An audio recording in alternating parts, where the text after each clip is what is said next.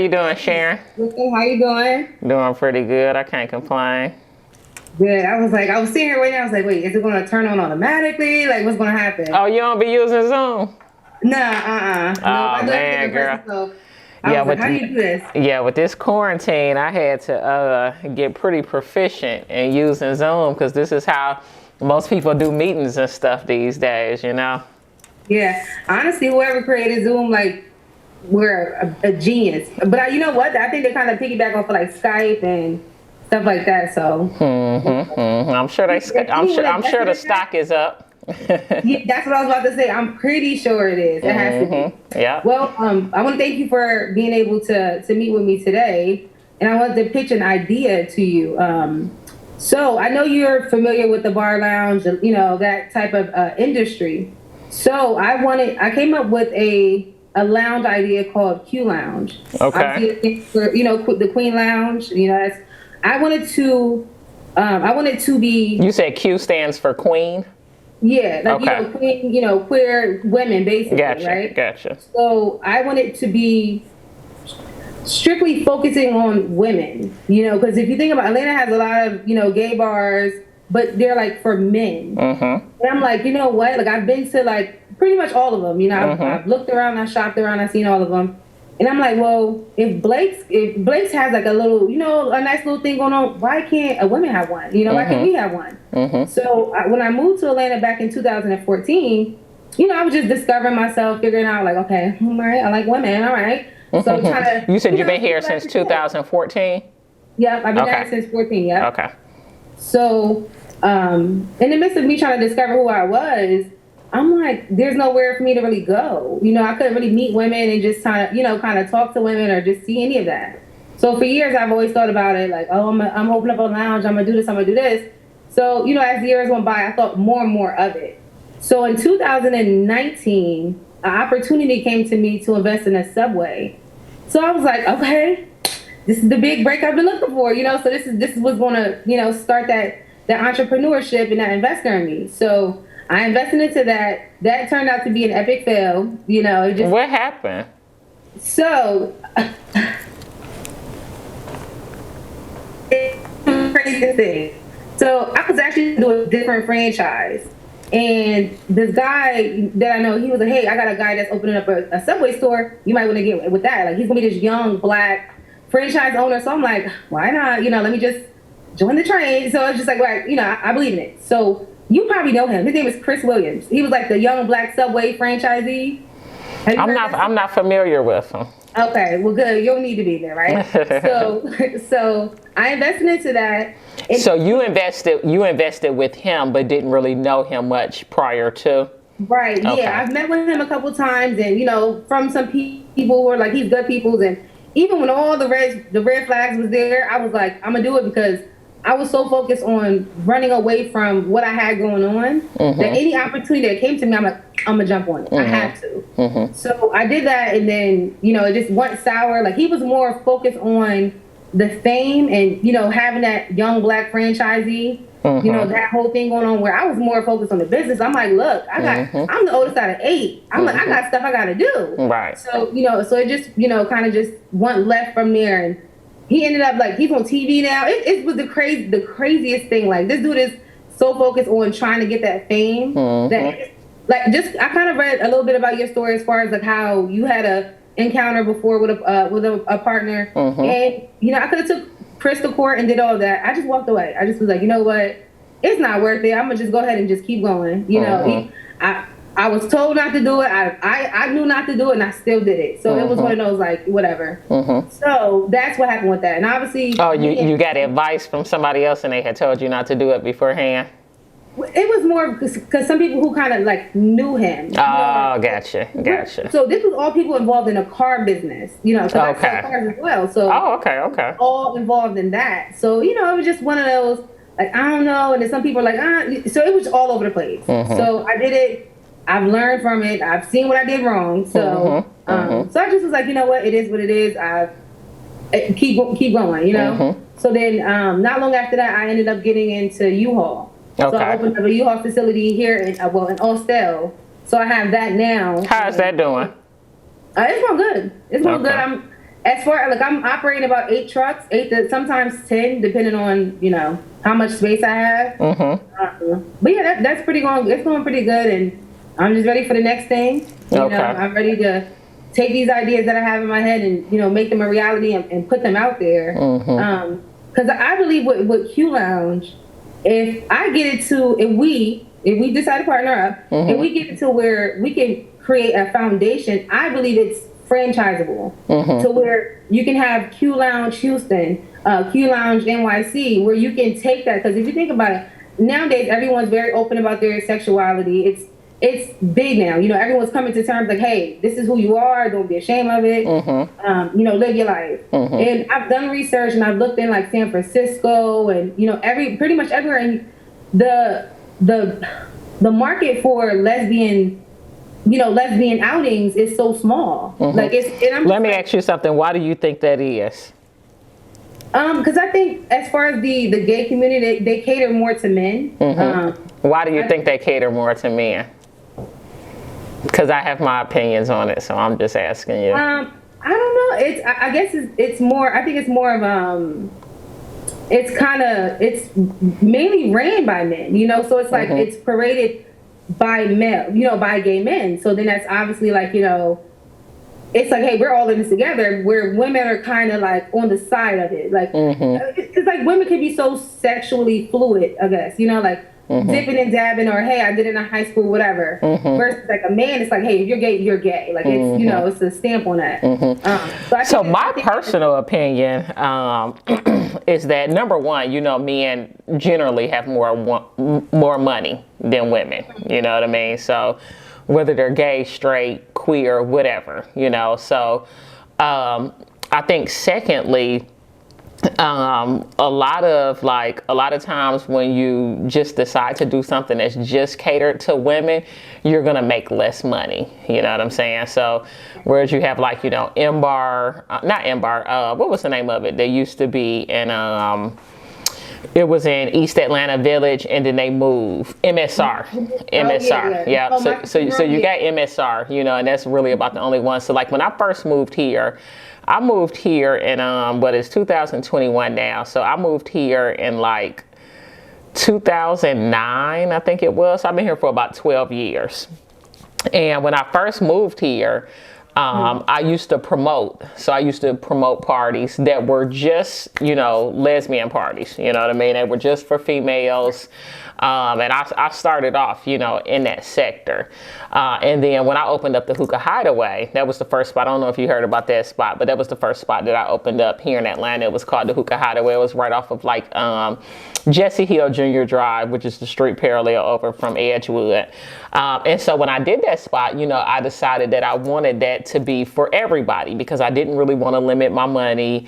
There were a lot of people who would DJ and like they would DJ for like, gay men parties during Pride, and they'd be like, oh my God, they bring so many more people out. They, you make so much more money. And just speaking with, some club and lounge and restaurant owners, who were allowing some of the various promoters to come in their establishments and throw different events. And so that was kind of the feedback.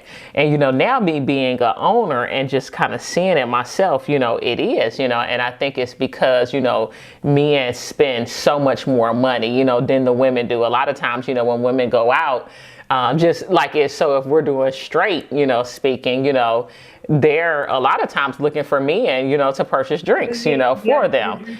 And so, the same thing in our world, possibly looking for studs, to buy bottles, purchase drinks, and then, just honestly, a lot of these studs don't have their shit together. You know what I'm saying?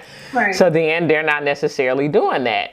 And so, you've got less revenue being made. So I think, if that's something that you want to go into, I think you definitely have to make sure that it's something for like, more of like your professional, upwardly mobile, lesbian women that have careers, that, are entrepreneurs, have things going on, so that it's definitely, worth your while financially, Right. Yeah, because I figured too, like, because I've thought about that as well, as far as just like, hey, if I just only dedicated to women, how is that going to be? It's like with Blake's, I mean, you get men, women, you kind of get, it's pretty much anyone in there. And I thought of that concept, like, okay, well, that would be cool, to do it that way. And the good thing about something like Blake's, it stayed open for years, I don't know how long they've been open. I'm pretty sure we could Google it and find out, but like, I'm pretty sure they've been open for 15 years or more, They were open when I moved here, and they have,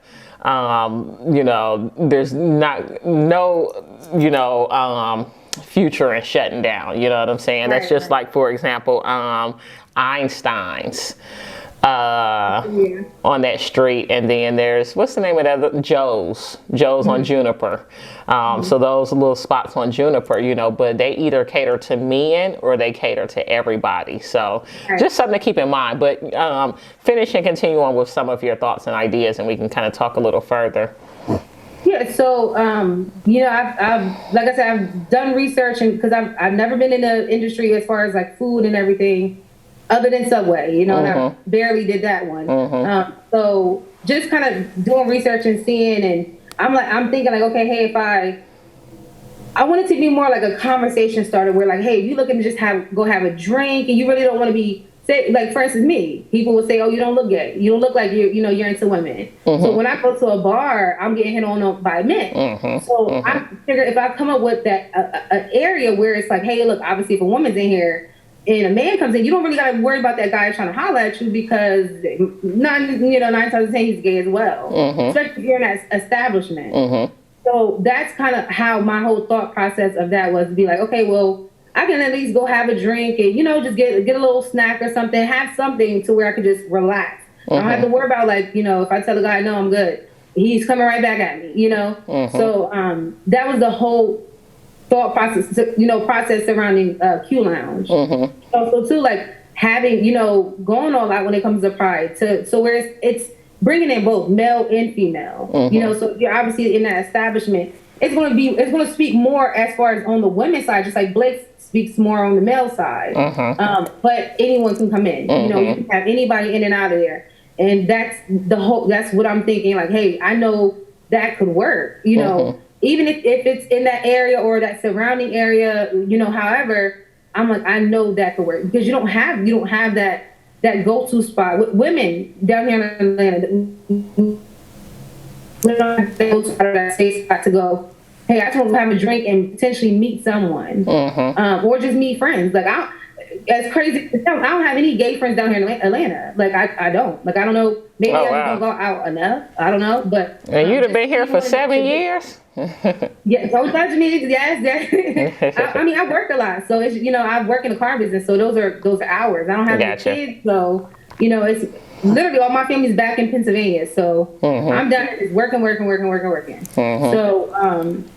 So yeah, and also too, like, I didn't really know too many spots to go to. Like, if you Google something, you'll find some things, but then you go and you're like, okay, this ain't really my scene. So in my head, I'm like, yo, I want to bring the Miami nights, the Cali nights, all of that into Atlanta. Like, Atlanta, why not? Like, why why can't Atlanta have that spot where it's like, hey, look, when you go to Atlanta, you gotta stop at Q Lounge. Like, you have to go there. Like, that's the spot. Oh, you into girls, you into whatever, you gotta go down there. That's the spot where you having day parties, you having all types of things, to where it's like it's shifting. It's going with the culture, but also shifting it at the same time. Yeah, there used to be, when I first moved here, so there was a group called Ladies at Play. Are you familiar with them? Okay. Yeah, Ladies at Play, Girls in the Night. Those were some of the promoter groups that kind of focused on throwing events for females that were, professional, upwardly mobile, 27 and up, type events. And they were really nice and really, really upscale. One of the girls, I think she actually went to prison. And I guess had some other things going on. I didn't really too much get into the business as far as what happened, but not sure if she's still incarcerated or not. And then I don't know if the other girl, Shatana was her name, I believe, but I don't know if she moved or what happened with her. And then Melissa, DJM, she used to throw more upscale type events, when I first moved here. And it's like, I'm not sure what has happened. It seems like everything is kind of basically now for like, your 21 to, 30, type age range, and there really is not a lot, for women that are, 30 and up, that are professionals, upwardly mobile, career oriented, lesbian women to do. I would say, like, first off, if I were you, what I would do is I would start off by like promoting first. I would start off by like throwing these type of events, finding venues that you think are good venues, and maybe doing a once a month, event. And I was recently talking to my fiance about bringing something like that back and doing something like that myself, first Friday or, whatever the case may be. Just so that I personally have something to go to, because there isn't anything like that, out there. I personally was not necessarily interested in doing a whole venue catering to that, because I would need to kind of see, what the potential revenue would be. And for me, in doing that, it would start by promoting, you know what I mean? Start by doing a night, you know what I'm saying? Just to see, because a lot of times, just because like we want something or we missing something, don't mean that it's going to bring in, you know what I'm saying? Well, it doesn't mean that everybody else doesn't want it, but it don't mean that it's going to bring in a lot of money, you know what I'm saying? And it's going to be worth actually centering an entire business around it, you know what I'm saying? So, and I'm not saying that it is or is not worth it at this point. I'm just saying that would be how I personally would start, you know what I mean? I would hook up with somebody, that has some experience in doing that. And just kind of get an idea, you know what I mean? See what the bar numbers are like, you know what I mean? See what the food numbers are like on a night like that, See if individuals are willing to pay at the door, you know what I mean? See what type of people you get out. Yes, there is a large gay male and female population here in Atlanta.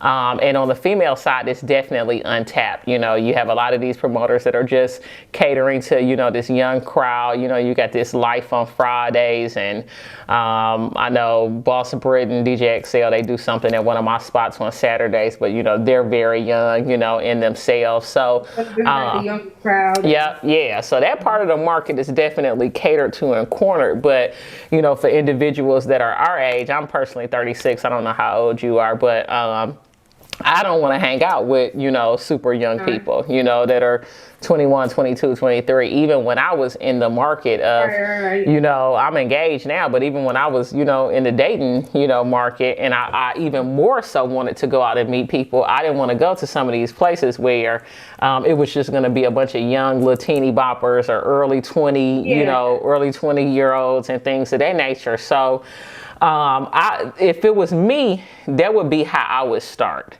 I would start by promoting a night. I would first start by, like, since you're new to the city, I would kind of start in doing my research, because what you would want to do is hook up with some people that are a little bit more well known than you are, since you were saying that you don't really have like a lot of gay friends and things of that nature here. So you're going to need to pull in somebody that knows people, you know what I mean, that can help bring people through the door.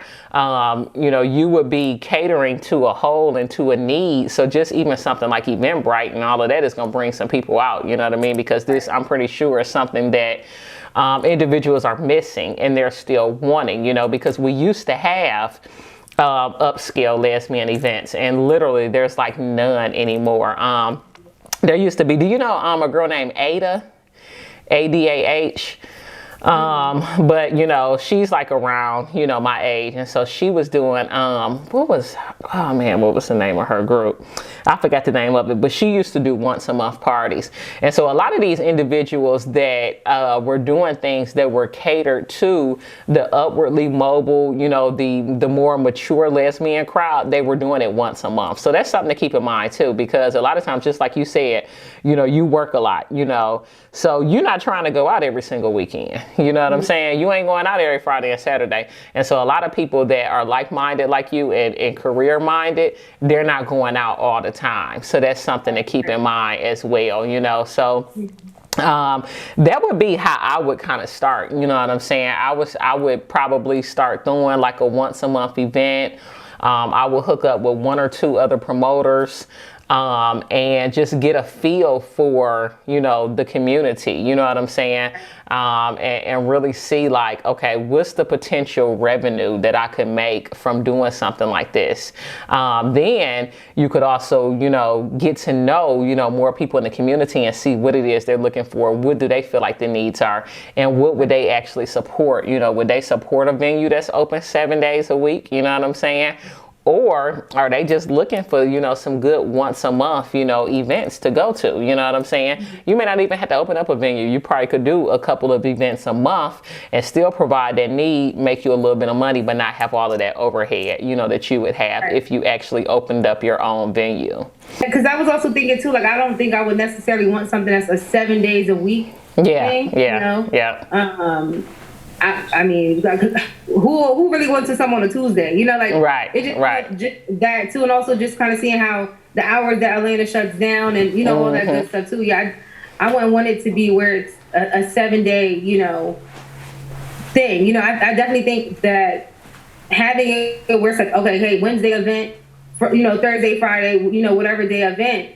I think that would definitely bring in the traffic and generate business and revenue as well. But yeah, I think you're definitely right as far as like having to get out there more, and meet the right people to get in the right positions to do it. Because with anything, you always want to know like your potential customers and what it is that they want. You know what I'm saying? And so that would be able to help you to really know that crowd. And I have some potential people that I could recommend to you that I think would be interested in doing something like that. I may even be interested, myself. I wouldn't want to take on the full responsibility, with just you. But if you kind of done some of the leg work and spoke to some of these other people, I might be interested in putting my name on it, and helping as well, and bringing, bringing some, some of the community, out, into the table and everything. But that would be how I would start it, and then I would also kind of go back and look at some of the history of some of these other spots and why they did or did not last. Okay. So I know MSR is one. Let me see real quick. I know my sister room. I know that one's still up and running, but I think every time I went, it wasn't really any, it wasn't really nobody there. Or it was a crowd that was like, all right, or it was like a bunch of older biker chicks, and it's like, all right, well, it's time for me to go. So it was definitely, one of those things. Because I don't know, I just think that the whole like a modern, like how society is now. Like I'm just thinking of so many thoughts that can come together to where it's like, hey, I know that will work now because like my sister room's it's more older. Yeah. It's more older. It's not really, even. So what age range would you be thinking about catering to? Because and then like there also used to be a spot here called Phase 1, but it was like really ghetto. Me personally, it isn't something that I would really go to, and I don't think just looking at you, you got on a nice little suit and everything. Oh, the yeah, I don't think it's anything that you would want to go to as well. But that was one of them. I'm looking online right now just to kind of like jog my memory, of some of these spots. They used to have a spot, like it had just closed down when I first moved here, called Atlanta Live. And I heard a lot of little good things about that spot. But and then they got the Marquette, which I think is like for both. But once again, I've been living here for 12 years and I've never been there. But I think that's one of the things. Women are very finicky, but like like for men, they've got Wolf Sports Bar, they've got Oscars. They got Friends on Ponce, they got Felix's, they got Bulldogs, they got Blake's, you know what I mean? But, I think a part of that is like I was saying, men, they spend more money, you know what I mean? And then they go out more, they go out more than women go out, because even a lot of lesbian women still have kids and, things of that nature. So that would definitely be my advice, is to start off promoting. You know what I mean? I would start off doing like a once a month type event, and plan it to the T to be something that you know that you and the people that you talk to would want to go out to and support, and then just see, you know, how much support you get from the community. And, you know, with promoting, the good thing about that is you don't have to worry about the overhead. Most of the time, like if you negotiate your contract right, you know, the majority of your expenses are going to be advertising, you know, your flyer, your money in promotions, etc. You know, you can get a percentage of the bar. And, you know, just really kind of get your feet wet and also get some experience and some knowledge in what goes on behind the scenes and operations when it comes to actually having a lounge or club, you know, because it would be something that would be a brand new concept for you. Yeah. Yeah, I definitely think that's true. Just, you know, learning too, like how to operate it. How does it work? You know, how to manage the overhead, and, you know, also the you know, the bricks that make that building a building, you know, learning how everything does that. Yeah, I think that's definitely true. And then right now you got the summertime coming up, you know, where more people are going to be out, more people are going to be wanting to go out. You've got Pride that's going to be coming up, you know, Labor Day weekend. There's also another Pride, the White Pride, is like sometime in October. So you've got, you know, a few big weekends, you know, that are going to be coming up, you know, to prepare for it. So I think that would be, you know, a good idea for you. And it's like the market is kind of like wide open because there's nobody catering to this market for our age range. You know what I mean? It's just a bunch of young stuff, you know, for young people that want to go in and listen to, you know, Future and Migos all night, you know. And it's like, that's cool. Like, you know, I want to go somewhere I can vibe, and, you know, that's cool. But at the same time, it's like, all right, well, I can't see myself doing that every weekend. You know? Sometimes I just want to have a drink, talk a little bit, and then, you know, pretty much just go home or whatever the case is. So okay, I guess my question to you is, what would stop you from investing into something like this? Like, what would be your main reason to not invest in something? Well, number one, for me, I would only be doing it just for me to have something to do extracurricular wise, you know what I mean, to get out and actually go somewhere and be around, you know, my people in an environment that I would want to. For me, I just know that it's just not going to make a whole bunch of money, you know what I'm saying, because I know our community. You know, just humbly speaking, you know, I make about $80,000 a week. So it's just like, for me to get involved in something, it just really needs to be a high ticket dollar amount. Because, you know, I already do, you know, really well, and I have a lot going on right now, you know what I mean, as it is.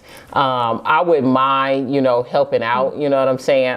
If you did like a lot of the leg work and I hooked you up with some people and you got a good group of people, you know what I'm saying, I wouldn't mind joining the team, you know, just because I know my name being added to it would help bring a lot of people out. For me, it wouldn't even be like it wouldn't even be a financial thing for me though. It would be more so kind of a situation of like giving back to my community, you know? Right. Okay. That's, you know, I could see that too. And once you get into it, you're going to see what I mean, you know, because like, man, you could pack a spot out, pack a lounge out with women, and it's like 3 promoters on there, and then y'all going home with maybe like $1,000 a night, you know what I'm saying? So for me, for the headache, that ain't even worth it. You know, I'd rather just come out and have a good time. I'd rather be booked just to come out, or, you know, something like that, you know what I'm saying? But I would love to, you know, help you, help put you together with some of the people that I think would be, you know, beneficial to you in putting something like this together. I know the individuals that used to do it. Some of them probably even still want to do some events. I don't know why they've even stopped. I think maybe about 2-3 years ago is when a lot of this stuff stopped. And I don't know if just maybe a lot of these promoters, you know, have moved. I hadn't really reached out to them. I did an event maybe probably about 3 years ago with one of the girls that I would like to hook you up with. And another friend of mine, and I mean, it was packed, and it was a great event. It was upscale. It probably wasn't nobody younger than 27 in that thing, you know what I'm saying? And we did it at the spot 10th and Piedmont, so it's like right in front of Blake's. Right here, yeah. Yep. And I still had some of my venues. I had Hookah Hideaway and Escobar at the time, but we did it during White Pride, so that weekend in October. I believe it was on a Saturday. And we negotiated a rate where we get like 20% in the bar, and they were wanting us to continue it. And I personally was not interested in continuing it. It was very successful. We didn't make a lot of money. What would be a lot of money to me, but like a couple of people on the team. You making $80,000 a week. I mean, well, one of the reasons why I personally didn't continue this because they had a situation where their POS systems had went down that night. And so the other two promoters, they stayed there till like maybe till about like 6 o'clock in the morning, because they really wanted to see the numbers and things of that nature. I didn't stay there, and they were kind of a little upset with me. And it's like, child, I'm not staying here. I got several other venues, and I would never, if the POS system went down, that's for the general manager to do. That's not really what I'm about to be doing. You know what I'm saying? So it's a thing of, and that's just like in business, like when you were talking about, doing the subway with the guy, it's about knowing like what you bring to the table and what each person is willing to do, you know what I mean?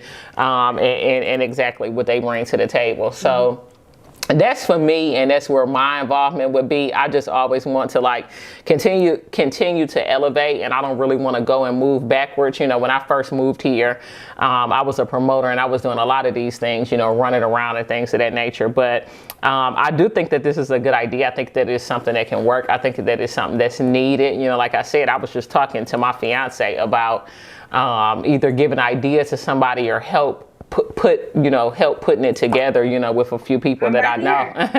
Right here. Yeah. So I can definitely hook you up with some people that I think that would be good. Like I said, I would be willing to put my name on it, if it's a strong, promoting team, and something that I feel like is going to be successful in getting people to come out. I think the biggest of it is getting a venue that's going to be upscale, a venue that's going to have valet, having a dress code. Yeah. So that you can make sure that you get the type of people that you want in the building. And I think that if you have that, then it will be financially successful. You know what I'm saying? Because, people like you and I, we don't mind, doing bottle service. You know what I'm saying? We don't mind, buying several drinks, throughout the night. So, you get 200, like-minded people in the same room, and it is going to be financially successful. So it just may take a little bit more time and a little bit more work than it would, for, in doing a straight event or, a gay male event. Right. Definitely. Yeah, I think just from, some research and stuff that I've done, I see the difference of like the outcomes of a male party versus a woman. And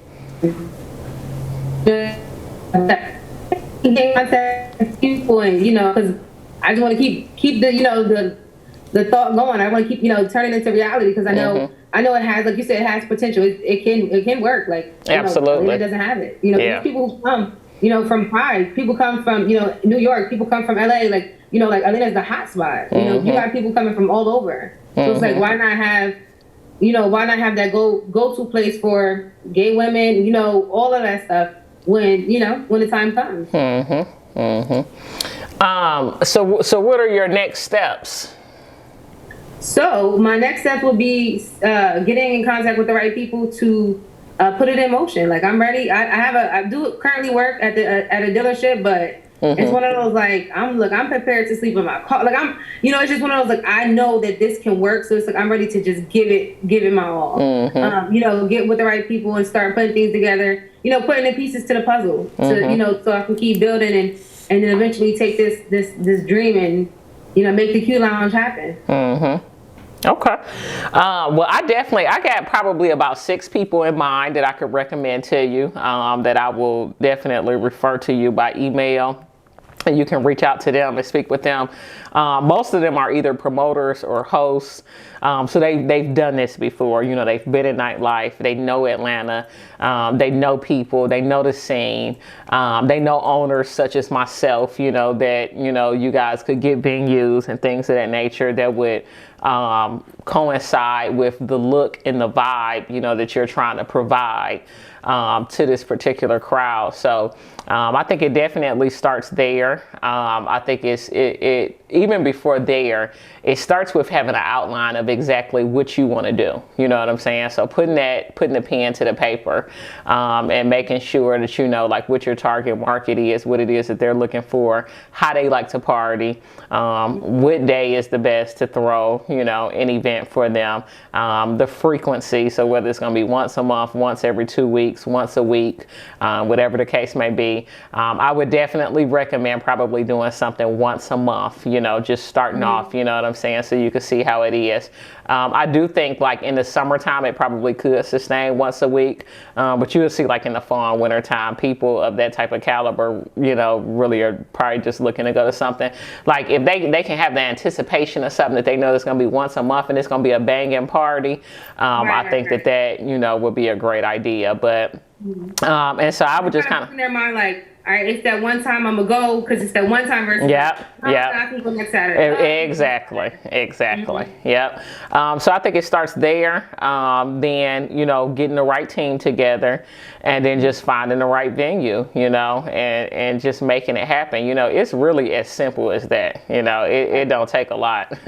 When I first moved here, I started promoting, and I think within 3 weeks, you know, we had our first, you know, party off the ground. And at that time, I didn't know anybody. I didn't even have the contacts that I have now, you know. But the people that I hook you up with, they'll have plenty of contacts. And it's also about like you really don't even want to pick like a lot of the clubs and lounges, you know, like the spring, summertime is coming up, you know what I mean? Find a rooftop, you know what I'm saying? Find something nice and sexy that's going to be different.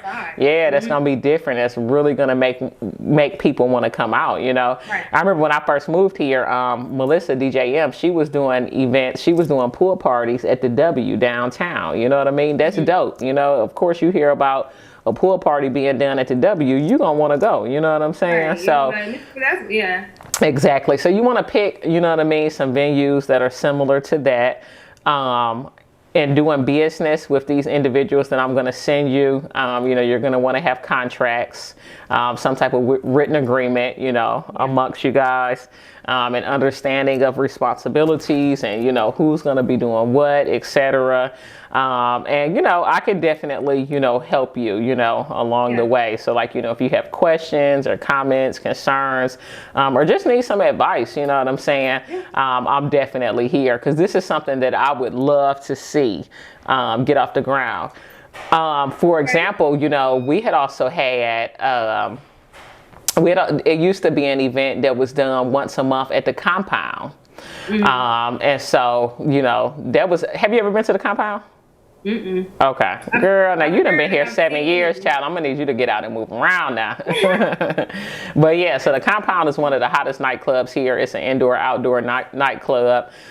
Really nice venue, probably one of the most you know, upscale venues here in Atlanta. And we actually used to have a girls' night once a month, you know, at the compound, you know. So like now something like that I would be willing to be involved in, you know what I mean? Something that's gonna be on a major scale like that.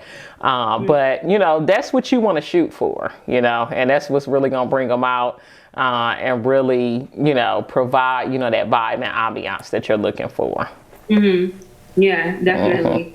Yeah, because I'm just thinking like, if I create this place where like I went to this restaurant maybe sometime last week, and they have like the upstairs, downstairs, and like the upstairs has like the grass with the fire pit and everything, and I'm just like, yo, like this would be so dope if it was like you know, a women's lounge, like you know what I'm saying, where you had women. Like I don't really want to go into a full restaurant, you know. I'm not looking for that. I want it to be where, you know what I'm saying, you can have a drink and have a good time, and you know, have those conversations and just relax, you know, relax with some good music, some good people, and some good energy. I just was, the whole time I'm just picturing like, boom, Q Lounge can do this, Q Lounge can have that, like, you know. And it's just so many pieces to the puzzle. I'm like, I know, like putting it all together, I'm like, this, it can be big, you know, because I'm like you said, Atlanta does not have it. No, not at all.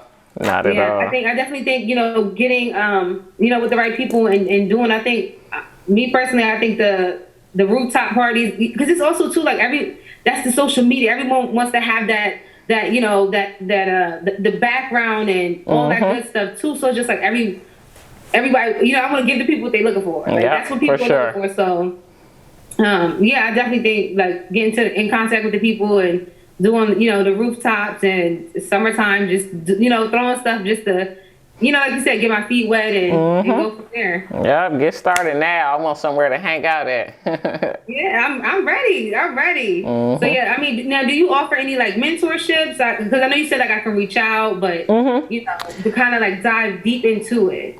Yes, I do. So let's do this first. I'm gonna send you some recommendations of some people to hook up with. Let's see how those conversations go. You know, see who, you know, you feel comfortable with working with. And yes, I do provide, you know, ongoing, you know, mentorships and business consultations and things of that nature for sure. Okay, perfect. I'm just like, I've learned so much from the Subway thing that it's just like I've learned where I made my errors at, you know, and just, for sure, you know, we learn much more from our failures than we do our successes. So yeah, and it's good that you had that experience, you know, because that also should have taught you, you know, who you want to work with in the future and who you don't want to work with, you know. And there's a lot of people like that guy that you worked with. It's a lot of him in Atlanta, you know. So you got people that want to do good business and people that, you know, want to be successful, and then you got people that just, you know, are chasing fame and want to be on TV and want to be popular and all these type of things, you know. Because I'm telling you, like when he kept mentioning to me like, oh, I'm gonna have 10,000 followers, I knew right there. I was like, oh, this ain't good. This right, ain't good. right, yeah. You know, this man's concerned about his followers, so I just, you know, like I said, I've learned so much from that. You know, and even seeing him on TV now, it's just like it's just one of those like. I don't know how to really describe it, because it's one of those like I look at him and just like, dang, I can't believe I did that. You know? Right. I can't believe I fell for it. Yeah, but I'm so thankful and happy that I did it, because I'm like, yo, I'm so much more ahead now, and I know more now than I did before. So it's one of those like, you know, when the last time I had a conversation with him, I was like, thank you. Right. I'm thankful that it went exactly how it did. How long were you guys in business together? For about since 2019 until the end of 2022. Oh, okay. Last year. Okay. Yeah. Did the Subway, did it ever make money? Yeah, it started making money. And then obviously, you know, he COVID. was in control of all the funds. And then I found out like it was really the crazy. Oh, he was stealing his shit.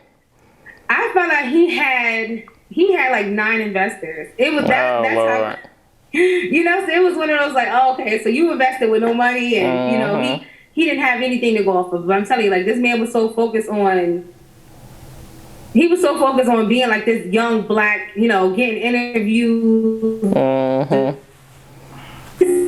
You know, him telling me he was homeless, and found out he was never homeless. Oh, like, Lord. it was just, it was a mess, and you know, it was one of those like, dang, and then you know, see him on TV now, and he's getting paid to be on TV, and I'm just like, of course, you know. So I don't know. It's just one of those like I definitely learned from that. So, but I'm happy it happened. Yeah, it happens. You know, the road to success. Yeah, you gotta have a few bumps. Yeah, absolutely. Yeah. So yeah, if you can send me that stuff, I'll get right on it. I'll reach out to the people and see, you know, and you know, like I said, I'm ready to make it happen. I'm ready to just start putting things in place. You know. Time is of the essence. You know, I'm here for a good time, not a long time. So, you know, I'm just trying to make it happen. All right, sounds good. And I'm gonna do this too, because I got a couple people on my team that throw events and stuff like that, and maybe would want to make some money. So if I can get them to kind of, you know, maybe do this with me on my side and kind of do some of the leg work, then I might be interested in doing this, me and you together. So I'm gonna speak to them first, and we'll kind of go from there. And then if I decide that it's not a good thing for me and for my team just to kind of make some of them some extra money, then I'll send you some of the recommendations of the other people, okay? But either way, I'll send you some stuff within the next couple of days, and we'll go from there, okay? Okay, I'm open to whatever. Just let me know. If you have any other questions for me, or if there's anything else you need to know, or anything from me. What's your cell phone number, Sharon? My cell phone number is going to be Cool. And so you said you from Pennsylvania, Philadelphia, or somewhere else? Harrisburg. I'm like Harrisburg. Yeah, Oh, okay. from Philly, yeah. Okay. I'm from the capital of Pennsylvania, but people think that Philly is the capital. So Nah, girl. I knew Philly So wasn't the capital. it's a little ghetto how they did it. It's okay. Yeah. Yeah. All right, cool. Well, it was nice speaking with you, Sharon. I hope the conversation was enlightening for you. And like I said, I'll be following up with you within the next couple of days, and we'll go from there, okay? Okay, and I got one more question before you go. So Sure. what is your closing thoughts of it? What's kind of going through your mind at the time? Pretty much what I told you already. Nothing additional. I'm a really upfront person, you know what I mean? So I know this is something that I know that my team personally could help you with, but I want to see what their involvement would be. And, because I really could do this on my own, if I wanted to. And like I was telling you, it was an idea that I had, but it would be good to do it with somebody like you that's looking to really bring this to the community, and I know you want to get out there and meet some more people and just, provide something, for us upwardly mobile, career-oriented lesbians. So, like I said, I'm going to speak with them first. If it sounds like something that, I don't personally, want to just partner with, just the two of us, then I will also send you some contacts that I know definitely will want to be involved and help you get this off the ground. Okay, cool. All right, we'll do. Sounds good. Well, I appreciate your time, okay? Yeah, thank you so much. All right, so just wrapped up a business consultation. So for you guys that don't know, I've been doing business consultations for probably about the past 3 years. Most of my business consultations, they last for an hour. I charge $350 an hour for each session. And generally what it is it can be anyone that's looking to open up a business, or anybody that currently has a business or may have a business idea, and they've got, some questions, some concerns, or just looking to take their business to another level. I really enjoy these business consultations because all of them are very unique. And sometimes I even get people pitching me business ideas, as you guys just saw. And so a lot of times when you're in positions like mine, you're going to get that. And you just have to be very smart and savvy about what it is that you want to be involved in, because, time is limited, time is money. And I've done so many things, whereas I know already off the bat what's going to be successful and what isn't going to be successful. So shout out to Sharon for booking her business consultation with me. I think I was definitely able to provide some good advice for her. As you guys saw, she started off wanting to, initially just open up a venue that was catered to lesbians. I kind of gave her my take on that, as well as some factual information about some of these other venues that have, lasted or not lasted here in Atlanta, and told her, hey, maybe you don't want to jump all the way off the porch, you want to walk down the steps just a little bit and start with, promoting, so that you can get a feel for this community, a feel for your target customers. And so that's where she's going to start at. And so we'll see a couple months from now what she puts together. But if you're looking to book a business consultation with me, you can do so by either going to my Instagram page, it's WhoIsSnoop, and clicking the link in my bio. Or you can shoot me an email at helpgrowmybusiness@gmail.com for information on how to book, as well as you can go over to my website at whoissnoop.com. Till next time, y'all. Thanks.